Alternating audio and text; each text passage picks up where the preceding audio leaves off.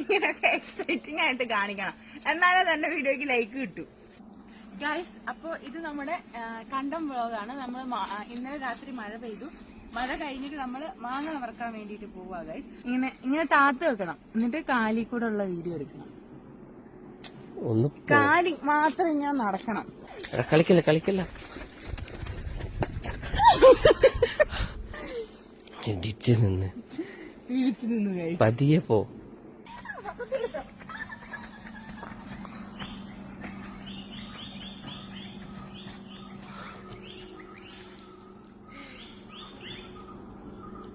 ഇനി മാവ് എവിടെയാണ് തപ്പണം കഴിച്ചു? അത് അങ്ങോട്ട്, അവിടെയാണ് നമ്മുടെ മാവുള്ളത്. ബാ, ഇന്നലെ നല്ല മഴ ഉണ്ടായിരുന്നു രാത്രി. സോ ഡെഫിനറ്റ്ലി മാങ്ങ വീണിട്ടുണ്ടാവും. അതിനാണ് ഈ കൂട്. ഇതാണ് ഗൈസ് മാവിന്റെ ചോട്. ഇവിടെയാണ് നമ്മൾ മാങ്ങ തപ്പേണ്ടത്. ദിസ് ഇസ് എ മാങ്ങ ട്രഷർ ഹണ്ടിങ്. ഓക്കെ, ഈ മാവിൻ ചുറ്റിൽ മാങ്ങയൊന്നും കാണുന്നില്ല ഗൈസ്. സോ നമുക്ക് താഴത്തെ മാവിൽ വിഷമിക്കണ്ട, മാങ്ങ കിട്ടും. യെസ്, നമ്മളുടെ ഫസ്റ്റ് ട്രഷർ ഹണ്ട്, നമ്മുടെ ഫസ്റ്റ് മാങ്ങ കിട്ടിയിരിക്കുന്നു ഗൈസ്. ഇത് ചൂമ്പി കുടിക്കുന്ന മാങ്ങ. ഇങ്ങനെ ആക്കണം, കഴുകണം. കഴുകിയിട്ട് ഇങ്ങനെ ആക്കിയിട്ട് ചൂമ്പി കുടിക്കണം. അപ്പൊ ഫസ്റ്റ് മാങ്ങ കിട്ടിയിരിക്കുന്നു. ഇനി പടപടേന്ന് മാങ്ങ കിട്ടും. ഓക്കെ, തപ്പണം ഗൈസ്, കഴിയില്ലാണ് ഫുള്ള്.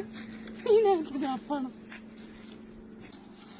കാറ്റടിക്കുമ്പോ ഇത് വലിയ മാവായതുകൊണ്ട് അതിന്റെ ചോട്ടിലല്ല, കുറച്ച് സ്പ്രെഡ് ആയിട്ടുള്ള ഏരിയയിലായിരിക്കും മാങ്ങ കിട്ടാൻ സാധ്യത. മനസ്സിലായോ? അപ്പൊ നമ്മള് വളരെ കീനായിട്ട് ഒബ്സർവ് ചെയ്ത് കണ്ടുപിടിക്കണം. പക്ഷെ ഉറുമ്പൊക്കെ ഉണ്ട് ഗൈസ് ഇവിടെ. വളരെ റിസ്കിയാണ്, ബട്ട് ഐ വിൽ ഡു. നമ്മുടെ സെക്കൻഡ് മാങ്ങ കിട്ടി. യെസ്, വീണ്ടും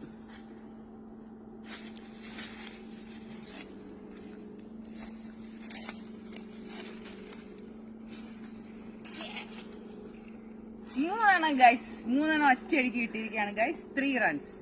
അതെ, ഇതൊട്ടും ഫേക്ക് അല്ലാന്ന് എല്ലാവർക്കും മനസ്സിലാവും.